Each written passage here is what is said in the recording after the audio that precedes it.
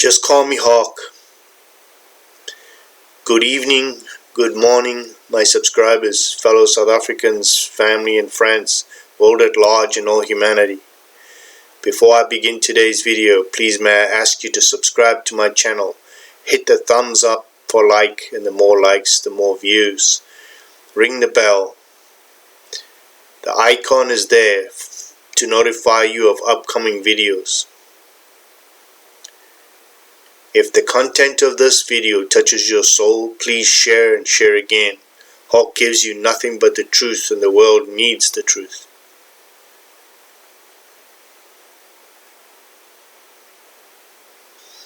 Donations are greatly appreciated, as I have been trying to help many South Africans out with my own funds, but donations are needed now for many in South Africa of all races. Here within the donation link in blue. Donation link can be found below. Take care and thank you.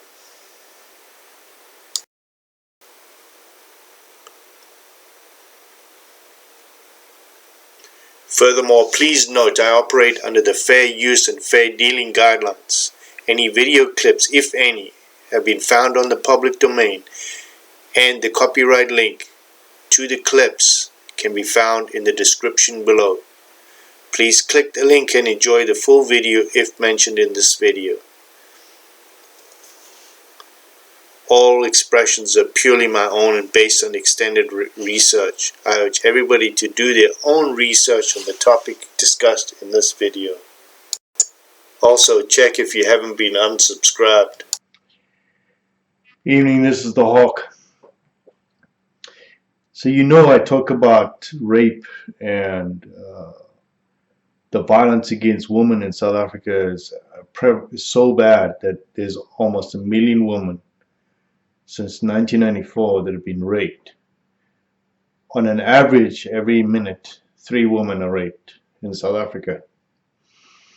Now, just the other day, Cyril Ramaphosa was confronted by thousands of women outside Parliament. He came out, he declared that he would take handle of this, do whatever he's going to do, and sort this out, put sex offenders on the sex offender roll, put them in jail for life, and deal with these violent criminals and these perpetrators of rape, murder, abuse, and that of children and women. But they're introducing open society nonsense that George Soros is advocating. He's actually in the country, in South Africa right now, and he's advocating this, and he's promoting his agenda for open, fluid societies. And they have taken the curricula where they're going to start teaching children about sex education, but it's not the biological sex education you're talking about. This is porn, straight up porn. At the tender age of 9, 10 years old, they're going to teach them the difference between a penis and a vagina. They're going to show them specifically what it looks like, how it looks like, and why it looks like. And when they get to 11 and 12 years old, they're going to teach these children to masturbate, self-stimulation. I can't even.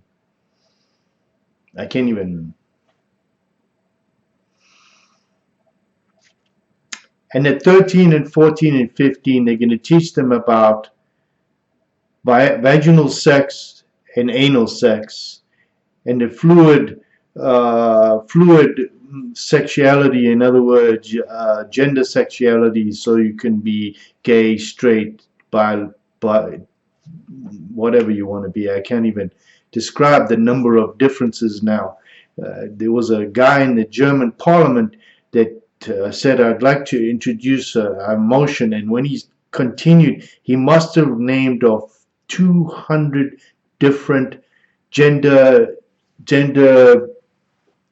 groups that makes no damn sense.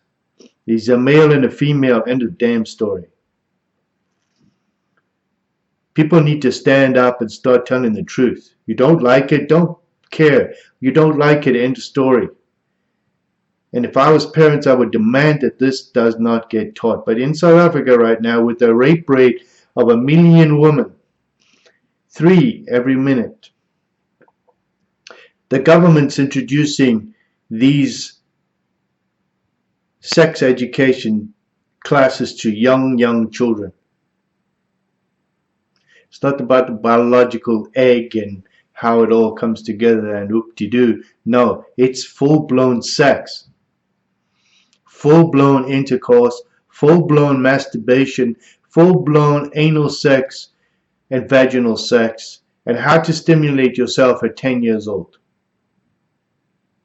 What the hell is going on? And you wonder why there's so many children being raped.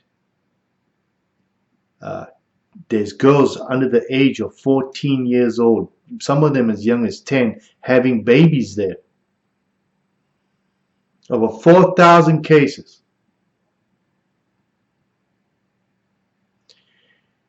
And the president of South Africa is talking about dealing with stuff, and I have the videos you can see. I did an interview with Outlaw Radio and Wild Billy, Bad Billy from Outlaw Radio, and you can hear the interview with me, and we were talking about this and how absurd it is. When I was a young boy, we had a very risque magazine which was called The Scope, and The Scope, all it had was ladies in skimpy clothes. It was bikinis, and this was supposed to be probably the worst thing we ever saw. Pornography was absolutely banned. And I'll be honest with you, there was no sex education classes in our school. So what is happening now is they're actually promoting sex at a young age. This just leads to violence. This leads to promiscuity. This leads to the moral decay of a country. And if the president of South Africa is honestly trying to curb this kind of nonsense, then he should put his money where his mouth is and ban this from all schools. It is open society nonsense. It's come from Soros and his group. Is nonsense. One has to look at Europe too. They've dropped the legal age to 14. In Germany, the legal age of consent is 14.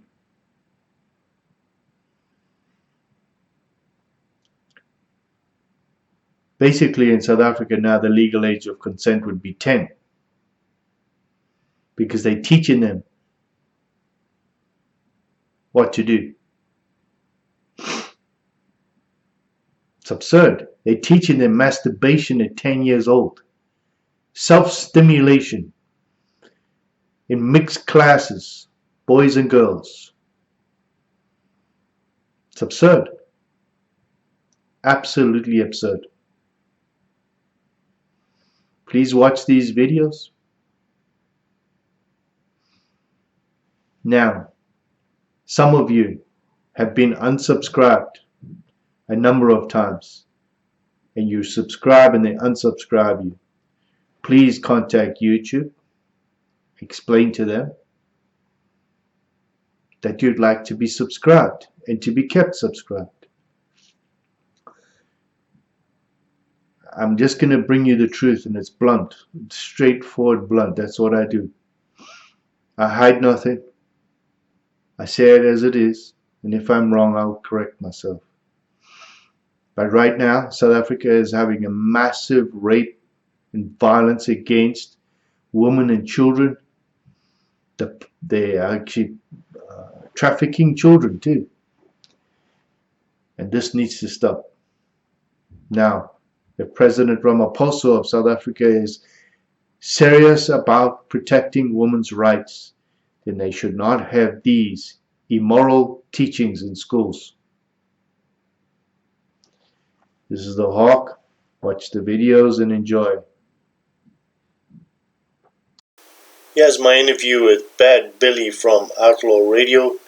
Enjoy this interlude regarding this problem with the sex education. Outlaw Radio, conservative talk. I just want to tell you that America is the greatest place on earth. We will make America great again. We, the people, tell the government what to do. It doesn't tell us. We, the people, are the driver. The government is the car. And we decide where it should go and by what route and how fast. Outlaw Radio, conservative talk, starts now. And like I said, one more time, I am joined by the hot Craig Montgomery. How you doing, brother? You may need to unmute your microphone if you're trying to speak. You hear me now? Much better, yes. How you doing, buddy? Doing well, doing well. How about you? Yeah, that last piece was pretty good. I had a good smile. Yes, indeed. It made me laugh. Yes, indeed. Gotta love the Hodge twins. Anything they say, just about anything they say is going to make you laugh. Yes. But anyway, the reason why I wanted to bring you on is normally most of the time when you're on this show, we're talking about state of affairs and crime and corruption going on in South Africa, but we're going to talk about things going on here, right here in the United States. And actually, a little bit of something else that's going down in South Africa, how the morality is just crumbling. I got a message from a friend in South Africa telling me that the schools are now teaching kids more and more about sex, and they're getting into details on how to masturbate and all that. At what age are they teaching this shit at? Really young, 10 years old. Teaching them how to masturbate, how to do oral sex, how to gender fluid nonsense. You could be, they basically teaching them gay stuff and to be promiscuous. And at the tender age of 10 years old, and they don't even know what it's for other than peeing. Now they're teaching them what to do, and they basically telling them it's okay to go ahead and do it. And I saw one of the parties down there, ACDP, did a rally complaining, and there are numerous black people that are very upset by what's going on. See, the thing is, Craig, this is dangerous. And a lot of people may not see it that way, but let's put a few examples up right here. The Night Stalker, Richard Ramirez, of course, terrorized Southern California in 1983 through 1985, killed somewhere close to 20 people in very, very violent fashion. And where did he get his start? Well, he had an older brother or cousin that served in Vietnam and took pictures of his victims after he killed them in Vietnam. And also presented him with like Hustler magazine and things like that.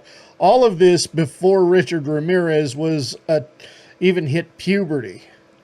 And later in life, he goes on to become a rapist murderer who terrorized Southern California. Ted Bundy admitted that what started the whole thing out with him was an early pornography addiction. And that goes for a lot of the serial killers were perverts, introduced to things like pornography at a very young age. So this is what the left doesn't realize, what the radical left doesn't realize, is this is what is being, what very well can be produced out of doing this. You know, when I was a kid, there was basically no TV until I was about 15, 16. There was no pornography at all. There was the Scope magazine, which was just a bunch of girls in a bikini, and that was like taboo anyway to even buy the magazine. Uh, you know, pornography was absolutely outbanned. It was completely banned throughout the country. You could not find one. And if you did find one, or a video from back in those days, you could barely see the people because the damn thing had been copied so many times, it was just a shadow. So nowadays, it's just, ever since independence, there is no rules, there is no law, and these kids are running around and get anything they want. There's numerous cases of girls under the age of 14 that are all pregnant. Yeah, there's that too. Now, there's close to 6,000 cases. I want to ask you something, Craig. Now, obviously, we all know that you were born and raised during apartheid South Africa, during the very, very far right conservative years, excuse me, in South Africa. Let me ask you this: was there anywhere you could go to watch an X-rated movie? No. Was there any store you could go into that would even sell something like Playboy magazine? No. So in South Africa, back then you couldn't even get your hands on a Playboy, which is very, very mild so-called pornography, which, I mean, all Playboy was just naked girls, and that was it. They weren't touching themselves or anything. They were just posing naked. Yeah, there was nothing. You would really much older. When I was much older, you could maybe find a magazine somewhere, which was very, very rare. I mean, I think in 20 years I might have seen one. Yes,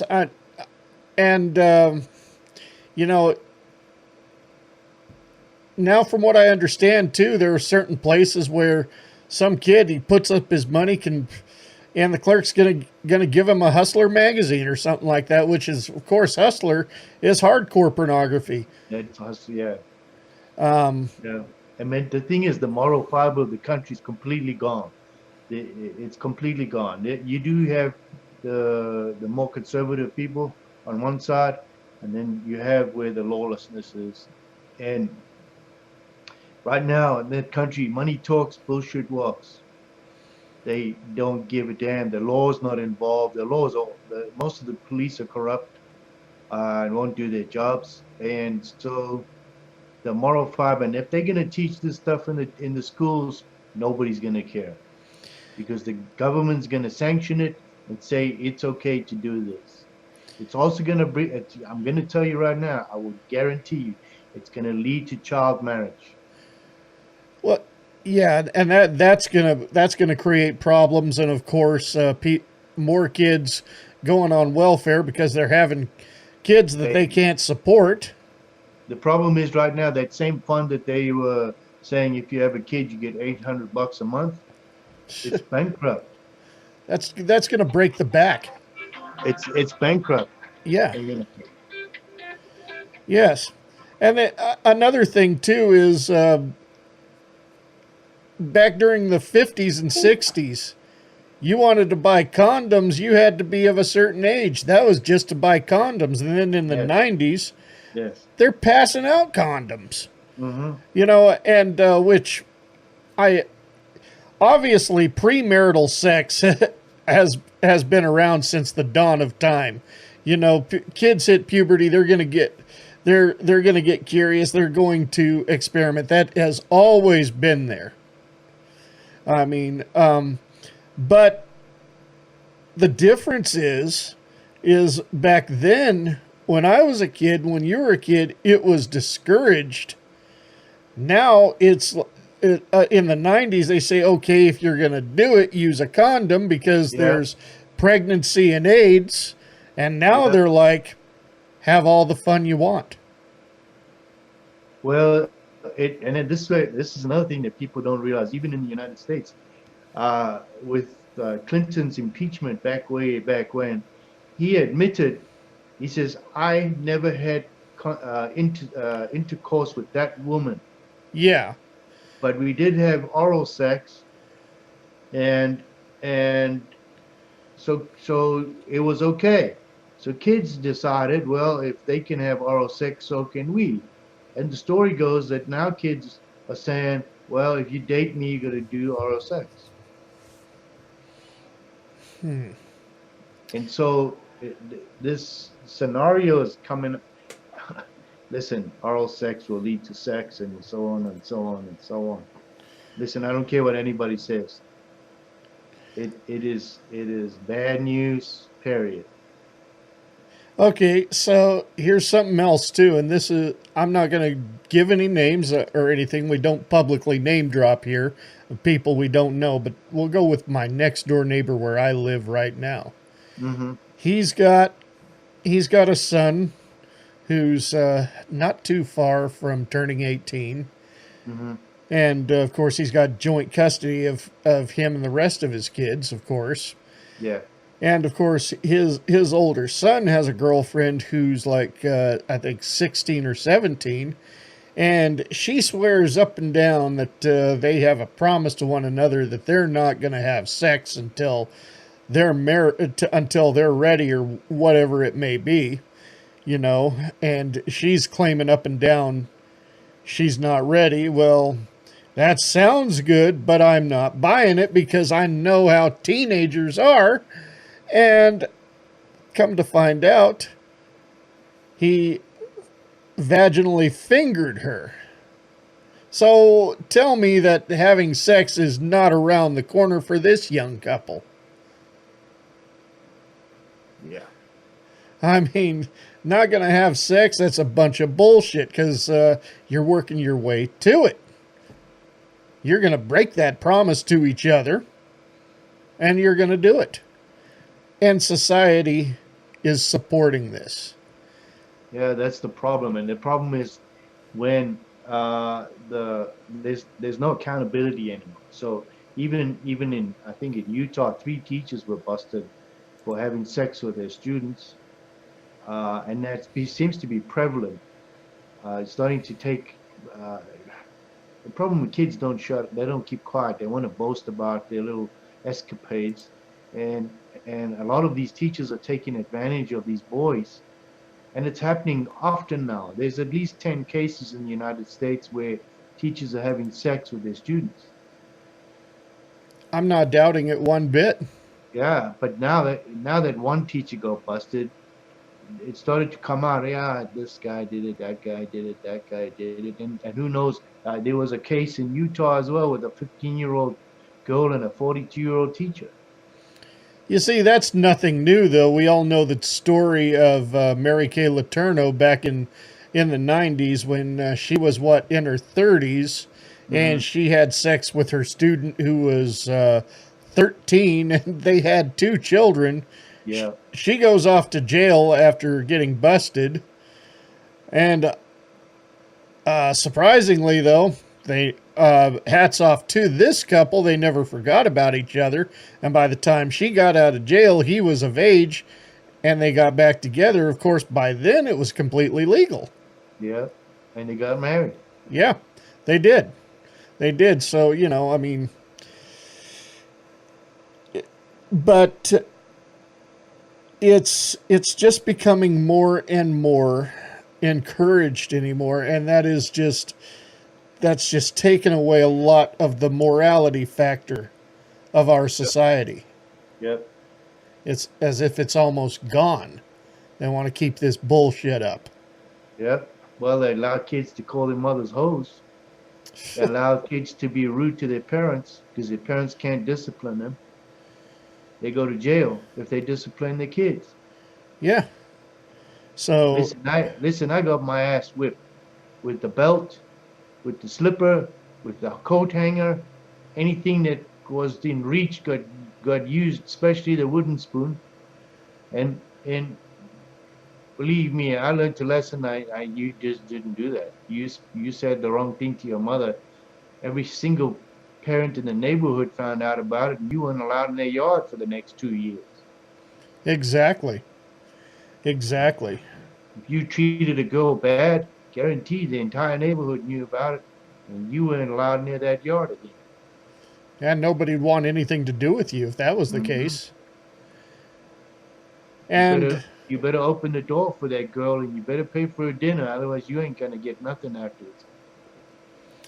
and then, of course, moving forward, Donald Trump has.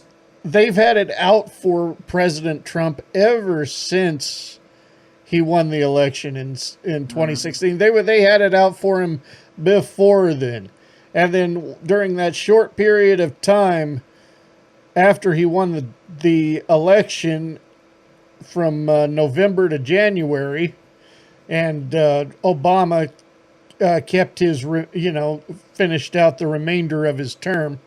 Even then, they were screaming, "Impeach, impeach!" Before he even had a chance to take office. Mm-hmm. They were trying to get him impeached. Okay, so here's the thing: the DNC emails, right, Yes. were corrupted because Chuck Schumer's email password was password. They were shouting it across the room. Hey, what's the password? Password. Well, any dumbass standing close by is going to hear that. Any Russian agent, anybody's going to hear that. And I can tell you right now, I wouldn't put it past our own intelligence people that exposed the Democrats because they didn't want Hillary Clinton in there. I can't prove that. And then they blamed the Russians. And it's probably our own intelligence people because they didn't want the Democrats in there. They saw what Obama did to our military. They saw what they did to the Homeland Security departments. They saw what they did to him. He actually forced every colonel in the military over 30 years, he forced them to resign. That took out our entire military experience. Obama did that. And if you think I'm lying, go check. Here's another thing, too. All this bullshit, collusion with Russia, as we keep hearing about that over and over again. I'm like, shut the fuck up, that is old. Let me tell you something. 0 plus 0 equals 0. Yes. Yes. So they had 2.5 years, close to 3 years of 0 plus 0 equals 0. Just hearsay bullshit. The media screaming, the fake news screaming, oh, we got this, oh, we got that. He said that, and they conscrew what they said and what was actually done. And they found nothing. The dossier that came from the ex-British double agent was paid for by Hillary Clinton's foundation, the Hillary Clinton Foundation. It was paid by them. It was then handed to certain people in the FBI to investigate and to come up with false FISA warrants. They were spying on a candidate before the elections. Basically, you know what, Nixon did the damn same thing with what was it, Watergate. He was spying on his opposition, and that's what got him impeached. They did the same thing to Trump. They were actually tapping his Trump Towers with illegal, conjured up evidence for FISA reports. It was all found out. Now they're all running for cover right now because guess what? They just opened up cases on them for those FISA reports. And also explain one other thing to me, because this has never made any sense to me. So if Trump's colluding with Russia and Vladimir Putin, why are there threats coming from Russia? If there's a collusion, that means he'd be good buddies with President Putin. Okay, Trump put on more sanctions on Russia than anybody has done in the last 2 administrations. So that in this last week, Russia went to Africa, invited 32 African nations,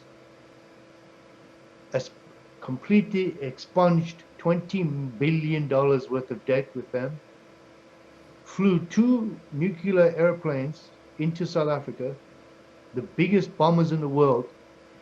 He flew them into South Africa with support staff. They also, on the exact same day, flew 2 other bombers into Venezuela, and they landed there on the exact same day. See, the way I see it, Craig, is if there was a real collusion with Russia, Trump would be a socialist, which we know he is definitely not. He's not. You know, that's more along the lines of Joe Biden. That's more along the lines of Hillary Clinton. The idea of socialism and communism and all that bullshit. You know, if there was a real collusion with Russia, why would Russia be threatening us and all that? There was no collusion with Russia.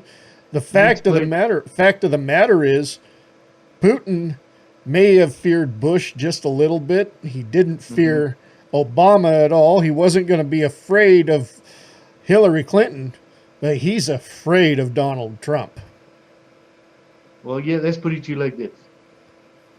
Russia annexed Georgia for one reason only. He annexed parts of Georgia because right in there, I know for a fact that Halliburton or KBR was building NATO camps in Georgia because Georgia wanted to join the NATO, the Allied Pact, right, of NATO. Russia could not allow that to happen because of the nuclear. Most of their nuclear arsenal was still sitting in Georgia, so they annexed that area and took it away, so that the Western powers could not get their hands on it. Then people don't realize in Kiev, the Black Sea Fleet, the Russian Black Sea Fleet, which can get into the Mediterranean, right, is right there. That was part of Ukraine. That's why there's a conflict in Ukraine right now, because Ukraine tried to join NATO and become part of the NATO pact. This would then effectively shut down Kiev, shut down that Black Sea Fleet, stick Russia in the Balkan Sea, which is only open 3 months of the year because it's normally frozen over. You then landlock Russia. Russia can't do that. You're basically cutting them off from the rest of the world. You actually landlock in Russia. They can't afford that. Another thing people don't realize, Putin's been shoving pipelines through Russia, through Belarus, into Germany and Europe. So they're basically holding Europe hostage with oil. They're also pushing pipelines into China, through Mongolia and all that area. People don't realize that either. Another thing too, now with this conflict with Trump, and Pelosi, the idiot, turns around and tells our intelligence committee people through all departments, you are now to cease and desist from any other work other than impeaching the President of the United States. So who's assisting the Russians? The Democrats. This is a clear and present danger to the United States. What was it? One of the Nazis said. I can't remember the exact quote, but basically, it was basically talking about accuse your opponent of doing what you're doing. You'll have the society eating out of your hand. That was Goebbels. Goebbels he was the information minister, and he said if you tell a lie many times, people will believe the lie. I kind of like what Teddy Roosevelt said better. If you want to piss off a conservative, lie to him. If you want to piss off a liberal, tell him the truth.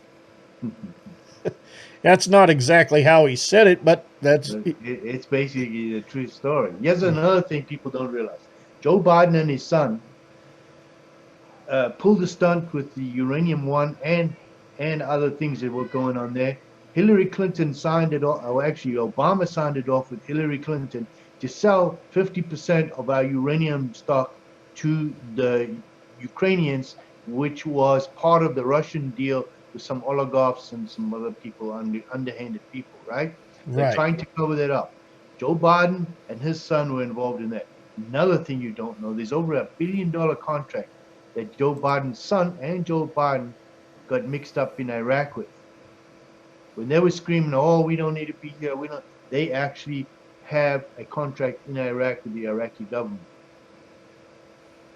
Does that tell you something? Says a lot. It's crooked. Another thing that everybody doesn't realize: when they killed al-Baghdadi the other day and his second in charge, guess what they found in there? What's that? Lots of email traffic between the Obama administration and them. Well, yeah, I mean, we've been suspecting that for a long time. You know, one thing that gets me is, you know, I mean, this may make me sound a little bit prejudiced, but, you know, I honestly don't give a shit. But after 9/11, I think Obama's name alone would scare people away. Just the sound of his name. Barack Hussein Obama. And then it only takes, what, 7 years and people are like groveling at his fucking feet. It's like, oh no. Then I put it up on my MySpace because I didn't have Facebook at the time. I put it up there, Obama bin Laden. And oh boy, I mean, even my own mother was so pissed off about that. Well, let's put it to you this way. He decimated our military. He gave back all the land all the areas that and I was there for 10 years. I spent 8 years in Iraq, 2 years in Afghanistan. He gave back all the area that our guys died for. He basically gave it back to them. And it's going to come out, God, I'm telling you, it's going to come out that the Obama administration funded ISIS. Along with George Soros, I'm sure. And that's another problem we have there is George Soros. Yes, another thing George Soros needs to be careful of now. He needs to stay out of Africa. And I'll tell you why. He's the number one. He is the number one enemy of Russia. Did you know that? He's on the top of the list. I don't doubt it. He's the number one enemy of Russia. Why is he not allowed in Budapest? You know, we're talking somebody who has more money than Donald Trump himself is not allowed in Budapest. He's got this open society organization, and he's got people that will contact you and say, "Hey, do you need funding? Do you need this? Do you need that?" And what they're doing is they're funding you. And what you don't realize, it's actually Soros's money. This Antifa is Soros's money. I'm going to go through a list of Soros-funded organizations. I'm sure you've heard of a few of them. Mm-hmm. Antifa, as you just mentioned. The LBGT, ABCD, whatever. The African National Congress, ANC. The Economic Freedom Fighters, EFF. Even the Democratic Alliance, DA. We're talking, so I named a few in the United States. Oh, Black Lives Matter. Can't forget about them. Yeah. So there's a few in the United States and a few in South Africa, funded by George Soros. And there's plenty in Europe. I mean, just, you know, I haven't kept up with everything that's going on, you know, in places like London, where, you know, people are getting fired in England from their jobs if they retweet something Katie Hopkins says. Yep. So, you know, there's... Okay, so they have a Muslim mayor. They have a Muslim mayor who is being tied directly to Muslim extremists, who now has a huge crime wave in London, right? If you say anything against Muslims, you go to jail. And they're doing that in Canada too. Let's not forget that. Yeah, because what's the Canadian president? Trudeau. That idiot. That idiot. It's rumored that he was Fidel Castro's illegitimate son. Jesus. things people say. I Yeah. wouldn't doubt it, but I mean, it wouldn't surprise me if it was No, true. it wouldn't But be surprised me. But the boy's so liberal. I don't think he knows what he is. I don't think he knows he's straight or he's gay or he's LBT or whatever the hell he I is. could tell But the you, boy keeps. I could He tell you keeps. what his problem is his head being shoved so far up his ass. Yeah, he likes his own shit. Yeah. I mean, he peeps out of his colon to get a breath. Didn't they just have an election? I think so, yes. Did he win or lose? I don't, to be honest, I'll have to look it up. I can't remember. I didn't keep up with it. No, I mean, yeah. Yeah. Okay, so here's the thing, just so that you get, you talked about the DA. Did you know on a couple days after those Russian planes left, the main leader of the DA and 3 other people resigned. I don't doubt it. I do not They doubt it. resigned. During the night, well, okay, so the Russian nuclear bombers arrived. During the night, the following day, there was a lot of movement, helicopter movement from different cities all over the country. They landed at Bella Bella, which is Ramaphosa's farm. And at 3 a.m. in the morning, those Russian planes left. And unconfirmed reports are stating that all Gaddafi's gold that was being held there, that Zuma had and was forced to give up, were on those planes and sent back to Russia. Wow. Don't doubt it. Yeah, Craig, I hate to say it, but because we can go on about this for a long time. Exactly. We are definitely out of time, but I want to thank you very much for joining the show again, and you're always welcome here. Thanks, buddy. Yes, before we're about to hit our music set really quick, why don't you go ahead and plug your YouTube channel, because you've always got something interesting to say. Yeah, just call me Hawk on YouTube. You're just going to get the truth from the Hawk. And I have one more thing for the Democrats. You just lost the 2020 elections. Damn right. By the way, one more thing I got to say before you go is big congratulations to the Springbucks. Oh, yeah. And Well you done. guys did it again. Yeah, well done. We cleaned house. Oh, by the way, my new plug is the Anglo-Boer War, the second Anglo-Boer War that just happened yesterday. The British lost again. All right. Once again, Craig, thanks a lot for joining. All right, buddy. You take it care. easy. Yeah, cheers. Cheers. In these next 2 clips, you see President Ramaphosa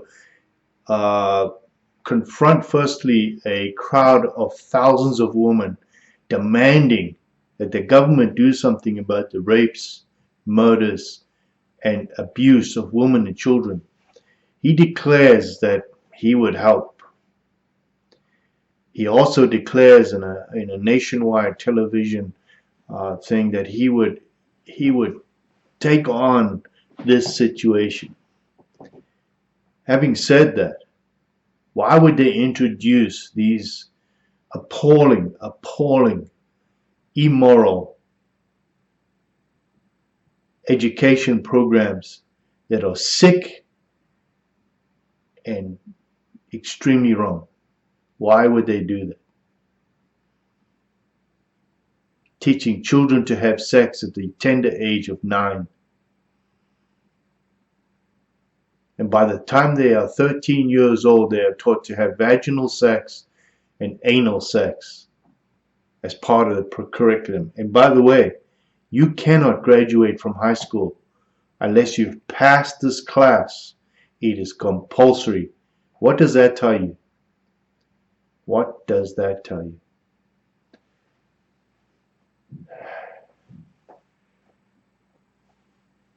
This is the Hawk. I'm asking all South Africans, stop raping your women. Stop raping your children. Stop raping your mothers. Stop raping your grandmothers. Stop raping your babies. Stop raping. These teachings are immoral. And any Christians out there need to demand, stand up. This is not a color thing. This is a moral thing for everybody. It is time we all stand up to this sick nonsense. We all look away because we just don't want the thing to, we just think it's going to go away. It's never going to go away unless we stand up and fight. Fight this immoral nonsense that's going on in the world right now. It should not be taught to our children.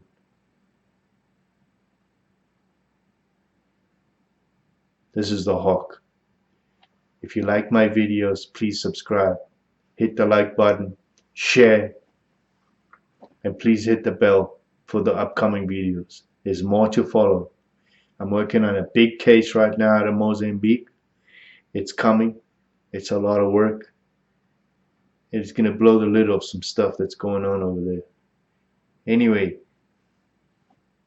if you have been unsubscribed, please check that you are subscribed, because there's been a lot that don't want the truth out. So please, and I appreciate all of you that are subscribing. Great job. I'm trying to get to 20,000 by December. We need to get this message out. We got to get this message out. We've got to save this country. Thanks everybody. I appreciate it. Until next time, I'm out of here. This is the Hawk. I'm out.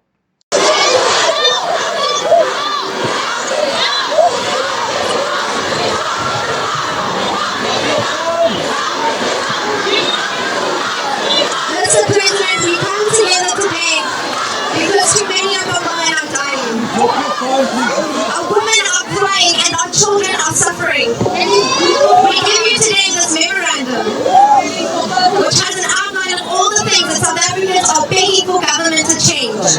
We are begging you to reallocate resources, reallocate funds, and protect our women and children.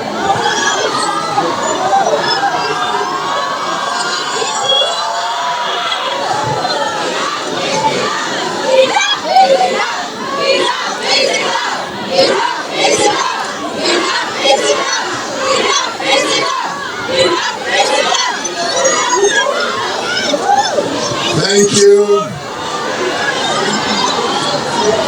Thank you for giving me this opportunity of being present in front of you. I have with me my colleagues on the cabinet, ministers and deputy ministers.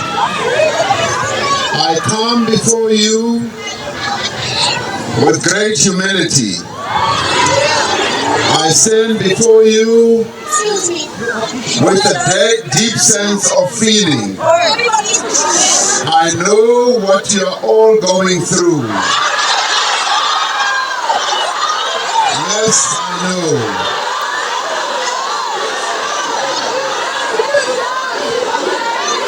But I want to thank you for affording me this time so that I can talk to you.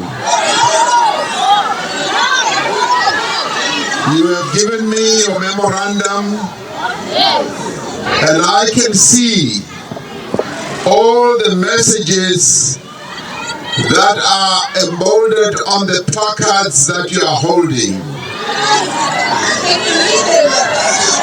And I am internalizing all of them. I know that you are saying enough is enough. I agree with you that indeed enough is enough. In exactly 1 hour, I will be addressing the entire nation on the measures that we are going to take.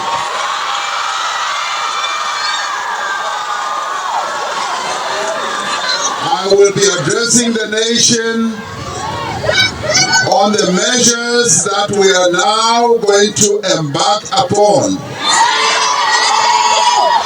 And some of the things that I will be announcing are set out in your memorandum. We will be responding instantly to what you have set out in the memorandum. And tomorrow, I will be going to the Eastern Cape, to the home of your colleague who passed away, Uyinen.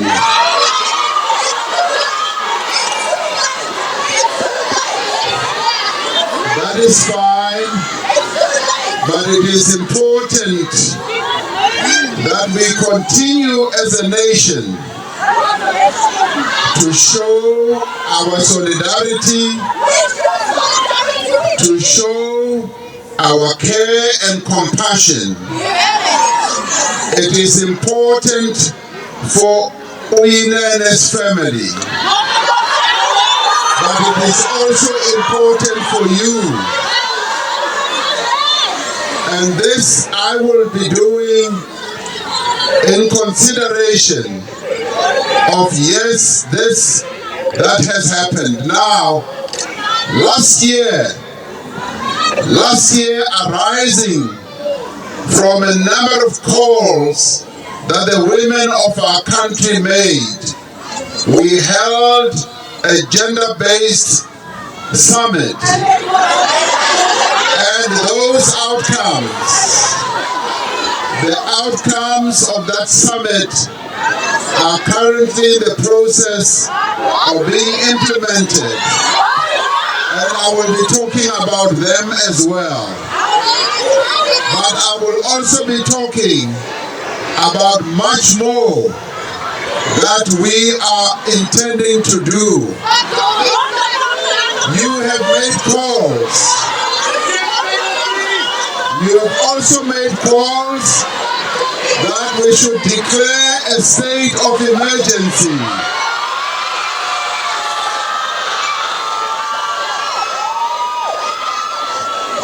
Yes, I will be addressing precisely that issue as well,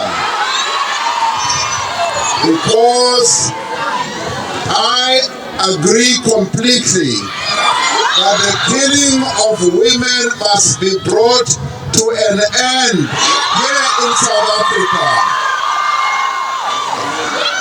And if we want the men of our country to take responsibility for the slaughtering of the women of our nation. Over the past few days, our country has been deeply traumatized by acts of extreme violence perpetrated by men against women and children in our country. These acts of violence have made us doubt the very foundation of our democratic society, our commitment to human rights and our human dignity, to equality, to peace and to justice. As we have done before in times of great difficulty and strife, this is the time to come together as a nation to confront our problems directly. The nation is mourning the deaths of several women and girls who were murdered by men. We know the names of Uyinene Mkhechana, Leandre Jechels, Janika Mallo, Ayaka Gianni, and her 3 little siblings. But we also grieve for the many others who have died at the hands of men. These killings have caused great pain and outrage throughout the country because acts of such brutality have become all too common in our communities. Violence against women has become more than a national crisis. It is a crime against our common humanity. Today I speak to you as your president and as a citizen of our country, but I also speak to you as a husband and as a father to my daughters. Like millions of men across this country, I am appalled at the war that is being waged on our sisters, our mothers, our wives, our partners, and our daughters. Women have every right to expect that they be free from harassment and violence on the streets, in the schools and campuses, in the buses, taxis, trains, at places of work and worship, and in their homes in our country. We've heard the calls of the women of our country for action and for justice. The collective anger, the pain, and the fear that these killings have caused must strengthen our resolve to end all forms of violence and abuse perpetrated by men against women. We have recorded progress on the implementation of the decisions of the Presidential Summit on Gender-Based Violence last year. Working together, government and civil society formations have already made much progress towards establishing and resourcing a national machinery to coordinate our campaign against gender-based violence. We are reviewing laws on domestic violence and sexual offenses to prioritize the needs and interests of survivors. We've also established 92 dedicated sexual offenses courts since 2013, with a further 11 to be opened this financial year, to improve conviction rates and provide comprehensive and appropriate support services to ensure survivors of sexual offenses are not subject to further trauma. I wish to enumerate some of the additional measures we will be taking. We are going to overhaul and modernize the National Register of Gender-Based Violence Offenders, provided for in the Sexual Offences Act, to ensure that it is effective in combating gender-based violence. The National Register of Offenders will list all the men who are convicted of acts of violence against women and children. I will ask Parliament to consider amending the legislation to make the register public. I will propose to Cabinet that all crimes against women and children should attract harsher minimum sentences. We agree with the women of our country that the state should oppose bail and parole applications for perpetrators of rape and murder against women and children. A life sentence must mean a man who perpetrates violence against women and rape and murder, that they are in prison for life. Many women's organizations have complained that there aren't enough rehabilitation programs in our prisons. These programs will be increased and reconfigured to reduce the number of repeat offenders. All gender-based violence cases that have been closed or that have not been properly investigated must now be reviewed.